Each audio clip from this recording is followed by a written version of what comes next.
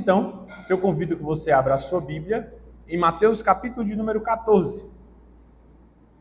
Mateus capítulo de número 14, a porção que nós estaremos examinando na palavra de Deus nesta noite.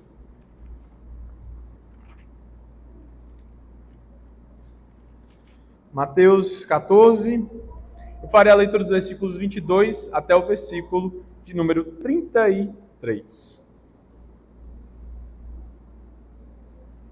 Mateus, número 14, 22 a 33. Todos encontraram? Amém? Pois eu farei essa leitura, eu peço que a amada igreja acompanhe atentamente. Assim diz a palavra do Senhor. Logo a seguir, compeliu Jesus os seus discípulos a embarcar e passar adiante dele para o outro lado, enquanto ele despedia as multidões. E despedidas as multidões, subiu ao monte a fim de orar sozinho. Em caindo a tarde, lá estava ele, só. Entretanto, o barco já estava longe, a muitos estádios da terra, açoitado pelas ondas, porque o vento era contrário. Na quarta vigília da noite, foi Jesus ter com eles, andando por sobre o mar. E os discípulos, ao verem, andando sobre as águas, ficaram aterrados e exclamaram: é um fantasma! E tomados de medo, gritaram. Mas Jesus imediatamente lhes disse: tende bom ânimo, sou eu, não temais. Respondendo-lhe Pedro disse: se és tu, Senhor, manda-me ir ter contigo por sobre as águas. E ele disse: vem. E Pedro, descendo do barco, andou por sobre as águas e foi ter com Jesus. Reparando, porém, na força do vento, teve medo. E começando a submergir, gritou: salva-me, Senhor! E prontamente Jesus, estendendo a mão, tomou-o e lhe disse: homem de pequena fé, por que duvidaste? Subindo ambos para o barco, cessou o vento. E os que estavam no barco o adoraram, dizendo: verdadeiramente és Filho de Deus. Amém. Curve mais uma vez sua cabeça, vamos pedir renovo do Senhor. É um texto tão importante para a nossa alma também. Senhor querido Deus, nós já te pedimos a tua iluminação, mas ajuda-nos, ó Pai. Ajuda-nos porque somos homens de pequena fé. Estamos limitados, somos açoitados, estamos aterrorizados e estamos gritando: Senhor, só o Senhor nos conhece. Mas que nessa noite nós venhamos sair com a certeza de que verdadeiramente Tu és o Filho de Deus. É assim que nós choramos em Cristo Jesus, o nosso Senhor e Salvador. Amém. Você sabe qual é o problema das tempestades? É isso que a gente vai entender um pouco mais na noite de hoje. Esse é o tema, o problema das tempestades. Elas vão tratar diversas coisas das nossas almas, vão também tirar algumas coisas dos nossos corações e vão mostrar coisas que precisam ser moldadas, reparadas ou até mesmo restauradas. Mas antes de falar sobre isso, crianças, eu acredito que vocês saibam de uma brincadeira. Quando eu era criança, eu sabia muito bem dessa brincadeira, acredito que vocês já ouviram falar. É uma brincadeira chamada estátua. Vocês já ouviram falar disso? Sim ou não? Já? Pois é, a regra é simples. Você bota normalmente aquela musiquinha, um pé na frente, o outro atrás, a mão na cabeça, a cintura, ninguém vai se mexer e simplesmente estátua. Você não se mexe. Você tem que ficar parado. Perde quem fizer o quê? Quem se mexer primeiro. E ganha quem o quê? Quem permanecer o máximo de tempo parado. É interessante essa brincadeirinha, porque você vai aprender a coordenação motora, o que é que você pode fazer ou não, o equilíbrio e diversas outras coisas que muitas pessoas apresentam como sendo cruciais para a vida das crianças. Mas hoje nós não vamos trabalhar sobre brincadeiras, crianças. Nós vamos trabalhar sobre você permanecer firme Quando você fica em estátua, você está permanecendo firme, você não pode se mexer. Essas palavras eu lembro a declaração de um velho marujo, que ele dizia o seguinte: marujo é aquelas pessoas, aqueles velhos que têm aquela barba bem bonita, que navegam no meio do mar. Eles falam o seguinte: no meio de uma tempestade, a única coisa que você pode fazer é simplesmente segurar o leme. Você tem que ficar, em outras palavras, estátua. Você não pode se mexer. Se você ficar aterrorizado, você cai no mar. Se você ficar abalado, o navio vai virar. E se você fizer qualquer outra coisa que não seja ficar parado, um grande perigo vai aparecer. É interessante como uma brincadeira leva até a coisa sobre preservar a nossa vida no meio de uma grande dificuldade, ou numa grande situação, ou em um grande problema. Pois é, meus amados. É isso que nós vamos falar na noite de hoje. Um grande problema que pode aterrorizar as nossas almas, os nossos corações. E o que a gente deve fazer? Será que ficar estátua é a melhor coisa a ser feita? Muitas pessoas vão dizer isso. Se você está no problema, você fica estátua. Você não deve fazer nada. Mas e quando ficar estátua, ficar parado, segurar o leme, já não é mais o bastante? E quando você apenas recebeu a declaração de uma pessoa, no tempo certo vai passar, pode ficar tranquilo. E já passou muito tempo e ainda não viu a tranquilidade nem a abundância. Quando ficar parado não gera mais nenhum resultado.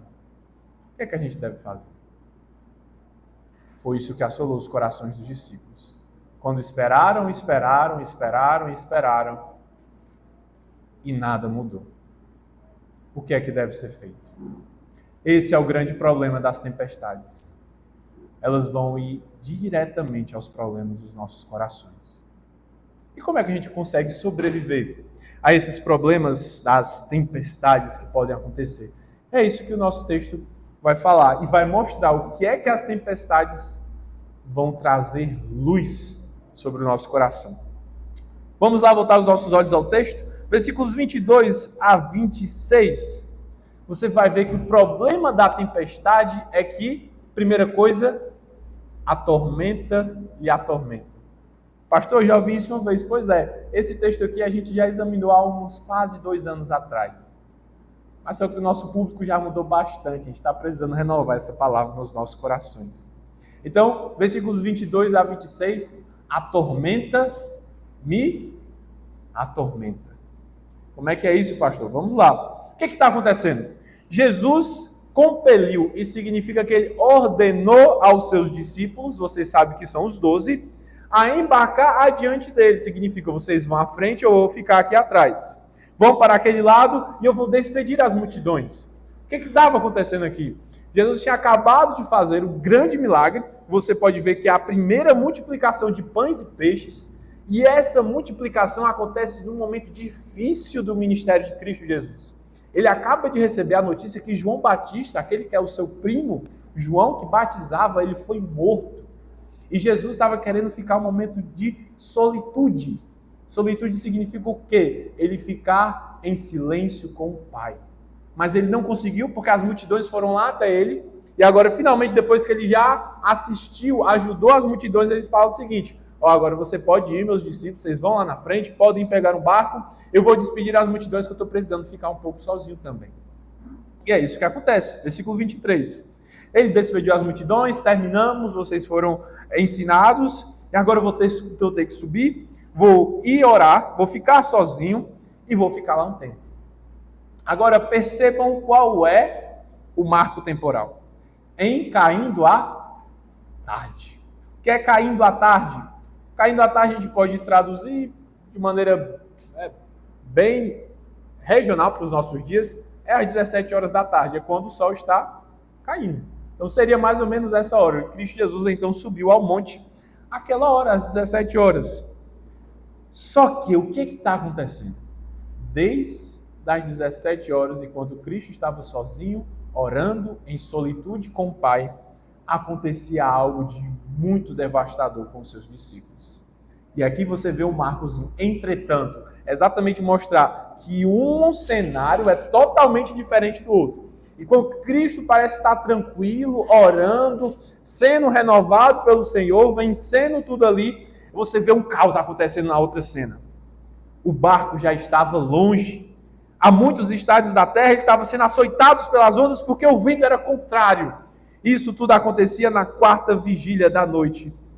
E foi nesse momento que foi ter Jesus com ele, andando por sobre o mar. Eu não sei se vocês têm outras versões bíblicas. Eu resgatei uma Bíblia minha antiga. Vai fazer 20 anos dela, eu fui ler essa passagem nessa versão. E olha como é que ele vai apresentar. Já de madrugada, entre as 3 e as 6 horas da manhã, Jesus foi ter com eles em cima das águas. E o local onde eles estavam já era no meio do lago. Parei, mas era um lago ou era um mar, pastor? É porque é a mesma palavra na língua grega. Mar e lago são sinônimos. Isso significa que eles estavam no meio, que mar é esse, que lago era esse, no meio do mar da Galileia. O que significa isso? Você já viu uma tempestade em um lago? Ela consegue assolar verdadeiramente um lago? Não. Mas aqui, de maneira impossível e surpreendente, é certo que fazia algumas ondazinhas, e isso eles já conheciam aquele mar, mas pela primeira vez, uma tempestade muito forte está assolando o mar da Galileia, que não havia acontecido isso. Nunca. E os discípulos sabiam que isso não era normal. É por isso que é dito que as ondas estavam açoitando, o vento era contrário. Então, o que é que o autor aqui, que é Mateus, está querendo dizer? Tudo o que estava acontecendo era algo que ninguém poderia explicar. Nem eles, que eram pescadores, já eram experientes naquele mar, que era aquele lago, poderiam dizer, não, isso aqui uma vez por mês acontece. Mas não. É dito que Cristo foi às 17 horas, mas aqui já é em torno da 4ª vigília. A 4ª vigília significa entre as 3 e as 6 horas da manhã, mas a tempestade ainda continua. Se você fizer um pequeno Google, uma tempestade não pode durar mais do que 2 horas, uma tempestade forte. No máximo ela pode durar até uns 90 minutos, mas aqui ela durou a noite toda. Foi o findar do sol, os discípulos pegaram o barco às 18 horas, já é 4 horas da manhã e a tempestade não passou. Significa que os discípulos estavam sendo atormentados pela tormenta. A tormenta atormentou o coração deles. Eles não sabiam explicar. Eles ficaram esperando, mas mesmo assim esperando, até o último momento, a tempestade não passou. O que isso vai mostrar? Você percebe que o cenário é de fora. É o mar, é o barco, e aqui está sendo explicado o cenário, mas é interessante que Mateus ele mostra o cenário caótico de fora e vai começar a trazer o cenário do coração. Os discípulos, então, da 4ª vigília da noite, Jesus foi ter com eles, mas os discípulos, ao verem Jesus andando sobre as águas, ficaram aterrados e exclamaram, é um fantasma. E todos de medo gritaram. Você está entendendo o que está acontecendo aqui?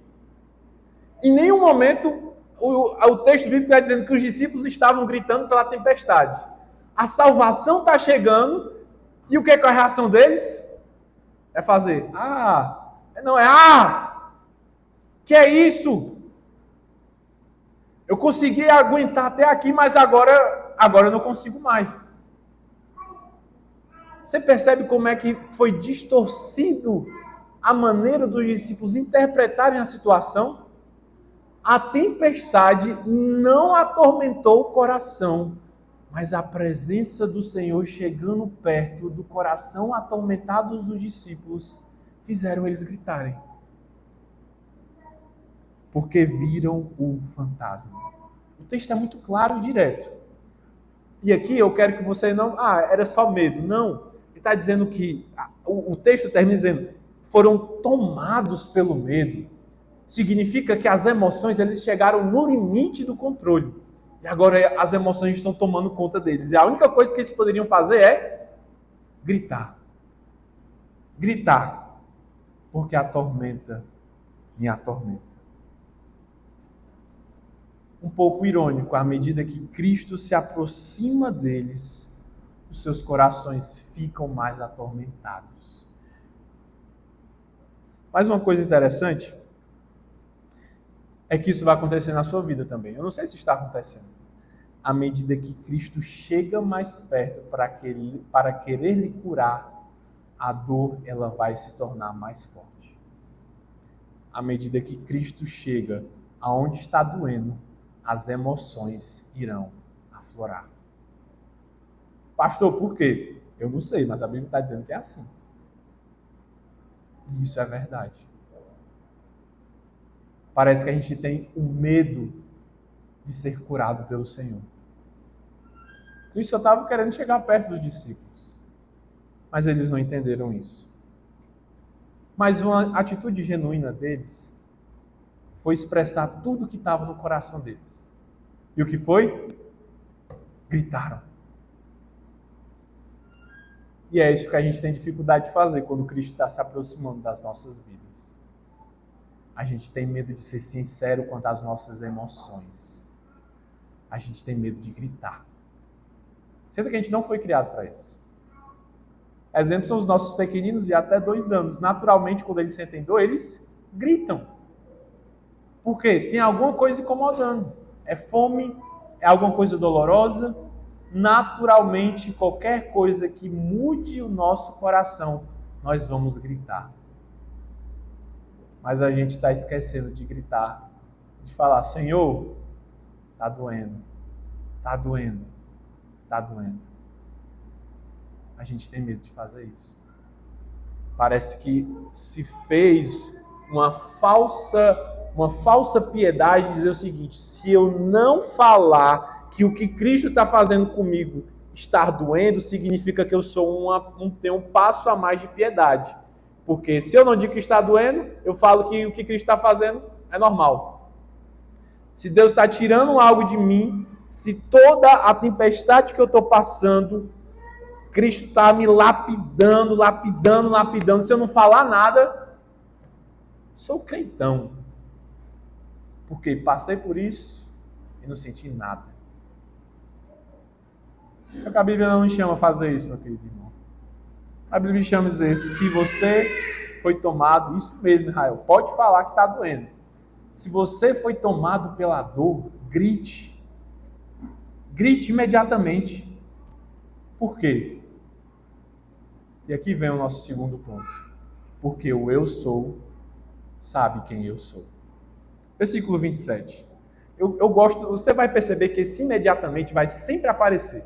Assim que eles gritam, e nem as nossas crianças daqui, gritam, o pai já vai pegar. É isso que está acontecendo.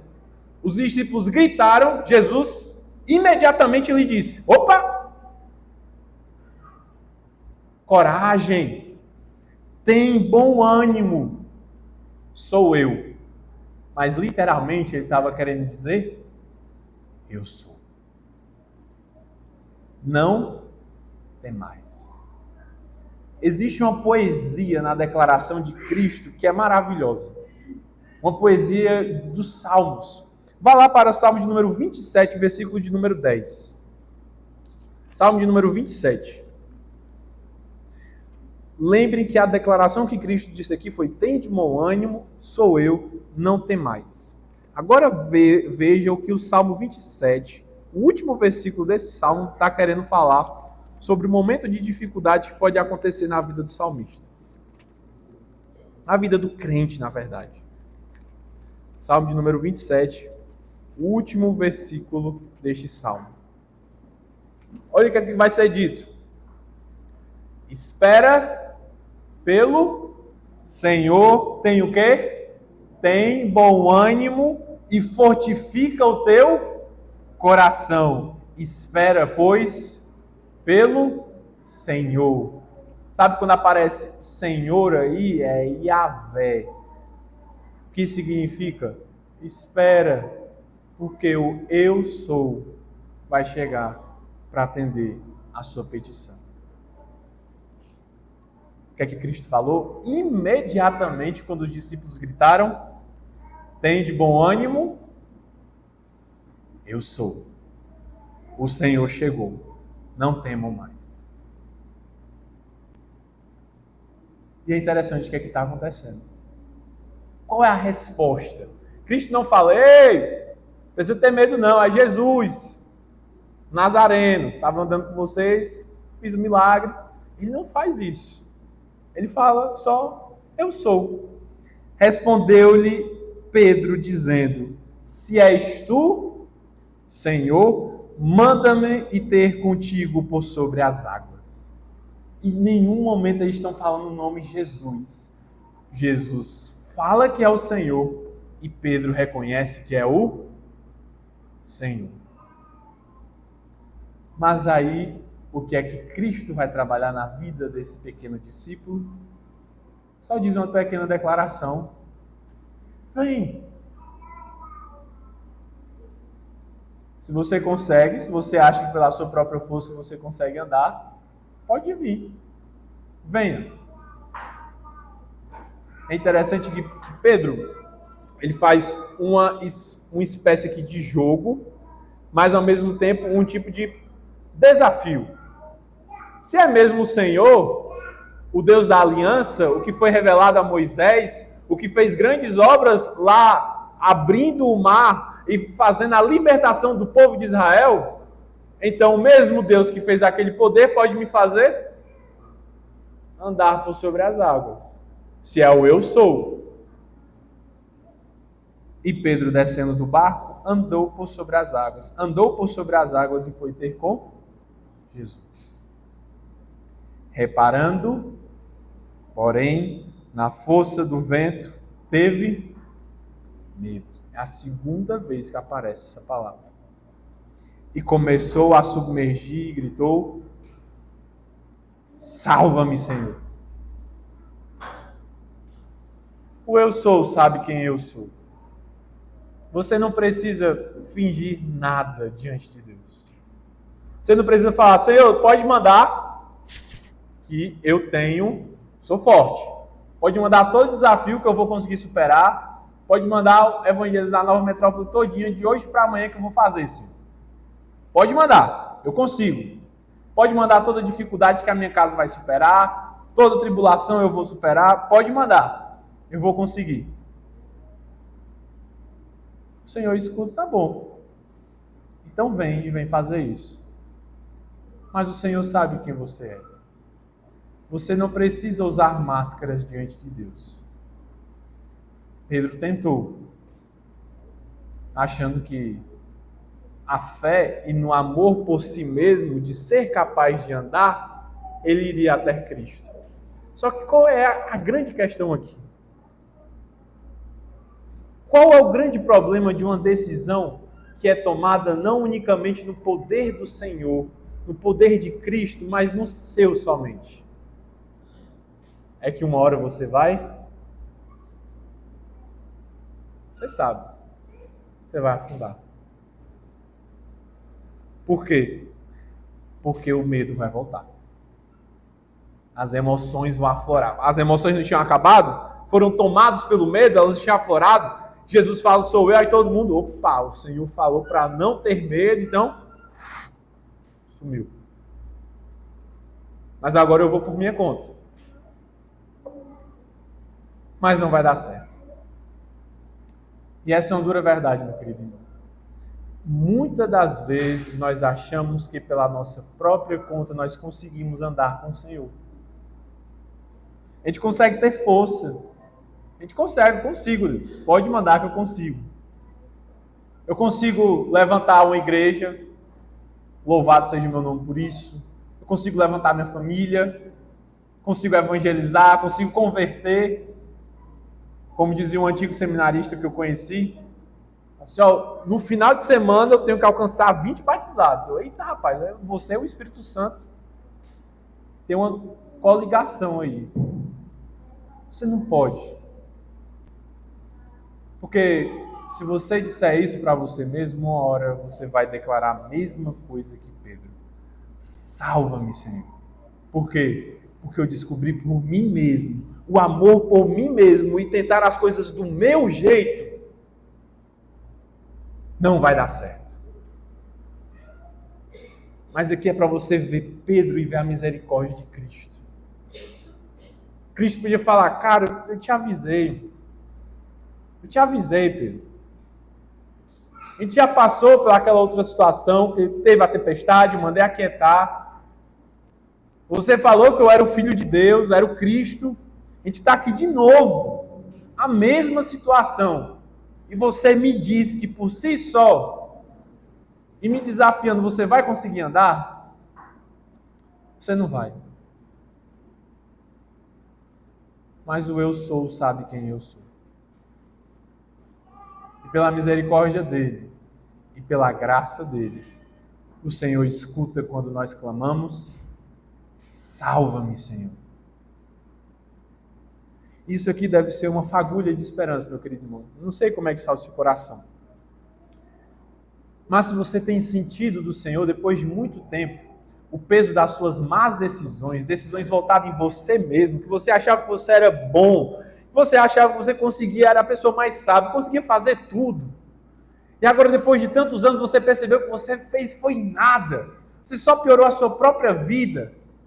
Você fez naufragar, mais uma vez, nas mesmas dificuldades que você tinha, porque você usou o tampão, que era você mesmo, e não Cristo.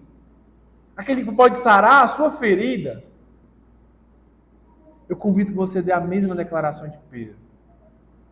Porque é essa que Deus quer escutar. Salva-me, Senhor. Salva-me.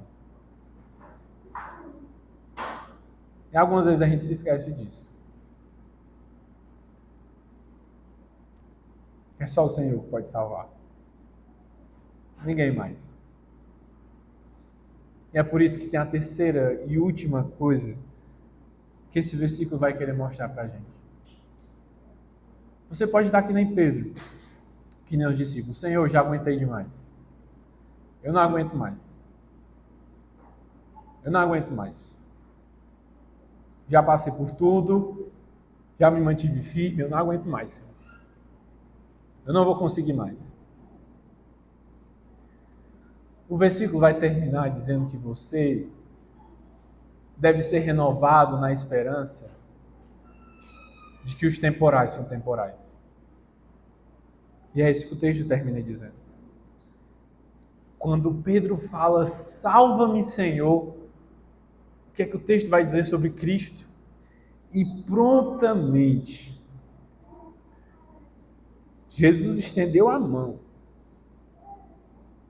tomou e disse, homem de pequena fé, por que você duvidou? E eles subiram para o barco. E de repente, cessou o vento. E os que estavam no barco o adoraram, dizendo, verdadeiramente, é o Filho de Deus.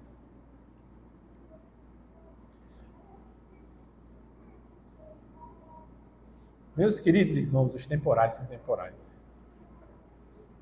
Eu sei que pode parecer anos e algumas vezes seu coração pode ter sido arrasado por Senhor já por anos. E eu acredito que você pode até ter perdido a esperança também. Senhor, isso não vai passar. De maneira muito sincera, eu também perdi a esperança. Mas todos os dias o Senhor nos chama à sua pouca fé, à sua dúvida. Ele lhe chama a que você seja renovado. Porque uma hora ou outra o vento vai passar. Eu gosto dessa palavra, o vento. O vento é de onde vem a nossa palavrinha da nossa língua chamada animosidade. A palavra vento é ânimos. Os ânimos se acalmaram. Os ânimos passaram. Aquilo que estava inquieto, todo barulho, toda a adversidade, simplesmente ela parou imediatamente quando Cristo pegou Pedro pela mão, levou ele acima, fez ele andar novamente ao barco, e no mesmo instante que Cristo colocou o pé no barco, o que aconteceu? A animosidade acabou. Cristo não diz, aquieta-te, mar, vento. Ele simplesmente entrou no barco. E foi o suficiente para que você seja restaurado, meu querido irmão. A única coisa necessária é só Cristo entrar no seu barco. E aí simplesmente os ânimos vão passar. E isso, você saber que os temporais, eles são temporais, deve fazer o seu coração entender uma coisa. Como os discípulos entenderam, eles só fizeram isso. A única coisa que eu posso fazer é adorar. A gente até falou um pouco sobre essa palavrazinha na manhã de hoje. Essa palavra se chama proskineos, que vem da nossa língua também de se prostrar. É literalmente a ação de você colocar as duas mãos no chão, você ficar cocado e colocar a sua cabeça. É uma coisa que a gente não tem na nossa cultura, mas naquela parte do mundo se faz muito. Quando alguém quer se render, um inimigo quer se render numa guerra, ou alguém quer reverenciar um grande imperador, eles sempre fazem isso. Eles colocam as duas mãos no chão, os joelhos no chão e a cabeça no chão. É de onde vem a ideia prostrar, que a nossa língua foi traduzida como adorar. Essa é a saída para você ser relembrado que os temporais são temporais. Adorar, se prostrar diante de Deus e verdadeiramente clamar: o Senhor Jesus é o Filho de Deus. O Senhor Jesus é o Filho de Deus. Os temporais são temporais porque o Senhor Jesus é o Filho de Deus. A tormenta pode me atormentar, mas o problema da tempestade vai passar porque Jesus é o Filho de Deus. O eu sou sabe quem eu sou porque Jesus é o Filho de Deus. E não há nada impossível diante do Filho de Deus. É isso que o texto está dizendo. Não há medo tão grande diante do Filho de Deus. Não há dificuldade tão grande diante do Filho de Deus. Não há tempestade tão grande diante do Filho de Deus. Não há nada que o Filho de Deus não seja capaz de fazer. Porque isso é verdade. Verdadeiramente, o Senhor, o eu sou, é o Filho de Deus. Eu gostaria de aplicar essa declaração, meu querido irmão, só de uma maneira.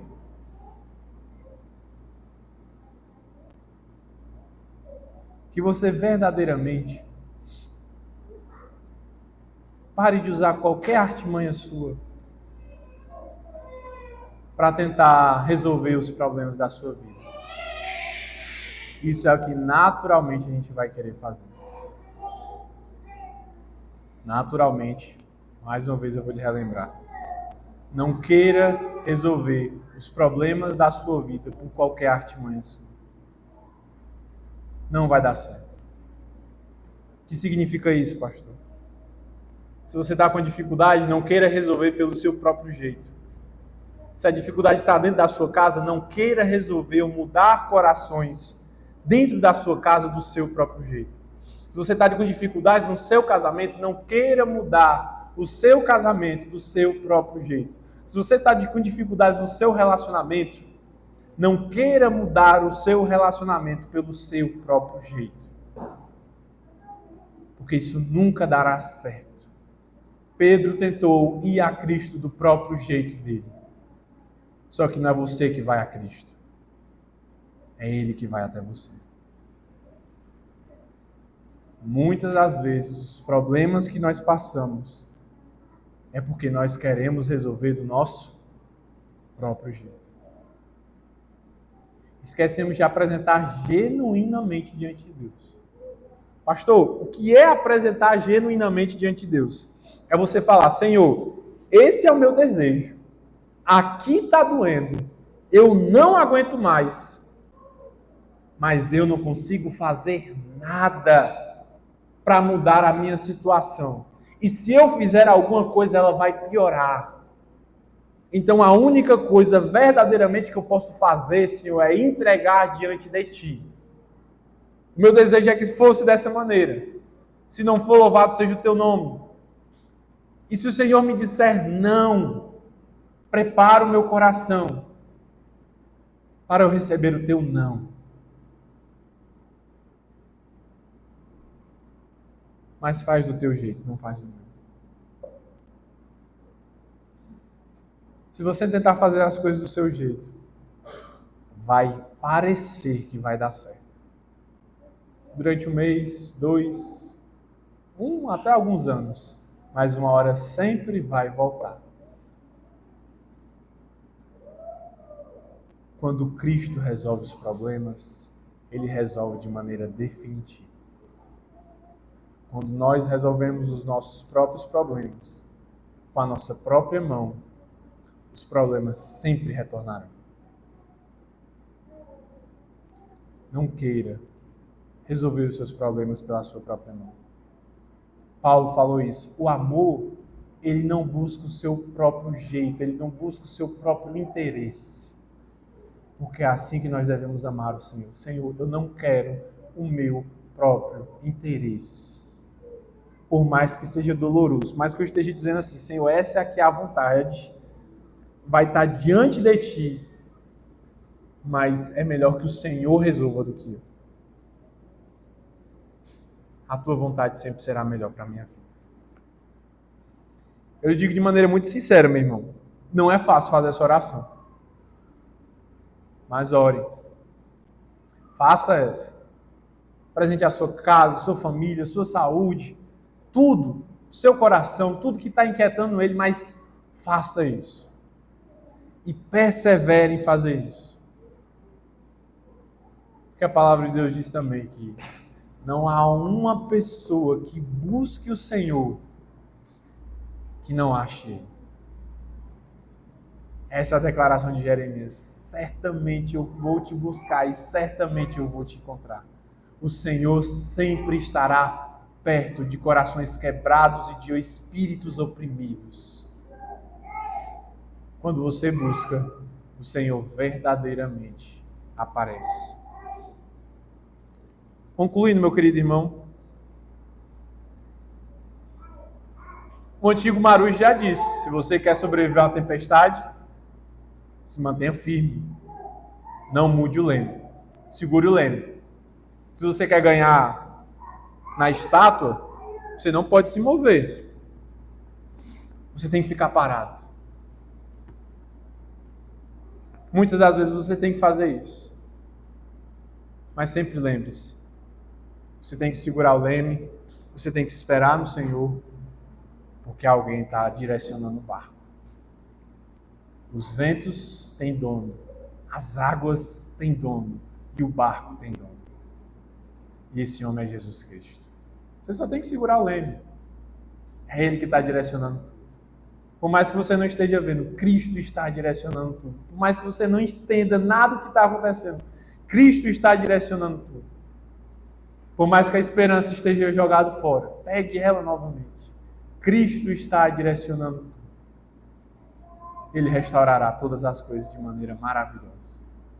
Pode ser que seja aqui, pode ser que seja na nossa glória no Senhor, na glória eterna, sempre e para sempre. Mas Cristo está direcionando todas as coisas. E o nosso futuro é um futuro de alegria.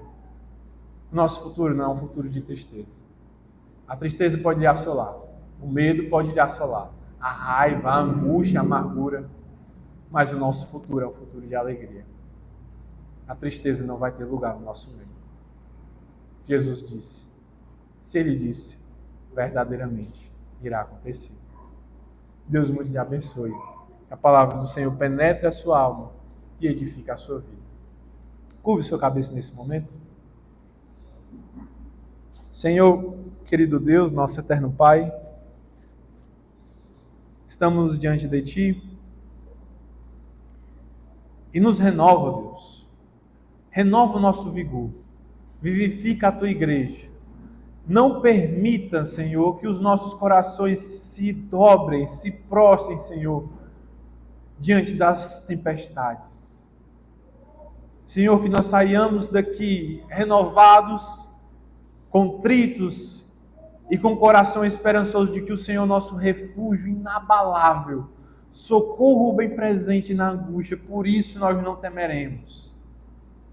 Ainda que tudo se desmorone, Senhor, ainda que nós pecamos tudo, nos lembre, Senhor, nos lembre que na alegria ou na dor, nós louvaremos ao Senhor. Relembre a tua igreja. Traz essa fagulha mais essa noite. Traz essa fagulha mais essa semana. Traz essa fagulha por mais algumas horas, Senhor. Mas relembre mais uma vez de que o Senhor é o nosso refúgio. E não há nada, Senhor. Nada que possa assolar os teus servos quando é o Senhor que está nos protegendo. Relembre, Senhor, que a tormenta ela não tem lugar em nós. Relembre que o Senhor nos conhece. E relembre, ó Pai, que tudo isso vai passar. Por mais que nós não entendamos hoje, mas tudo isso vai passar. Nos dá um coração de esperança, mesmo muitas das vezes nós não tendo, mas que a nossa declaração seja o renovo para a nossa própria alma. Nos dá esperança. Não somente hoje, mas até nos encontrarmos contigo e verdadeiramente a tristeza nunca mais encontrar lugar na nossa alma. É assim que nós choramos, é assim que nós te agradecemos. No Rei dos Reis e Senhor dos Senhores, Jesus Cristo, eu sou. Amém. Vamos nos colocar de pé, meus amados irmãos, nesse momento. Vamos estar louvando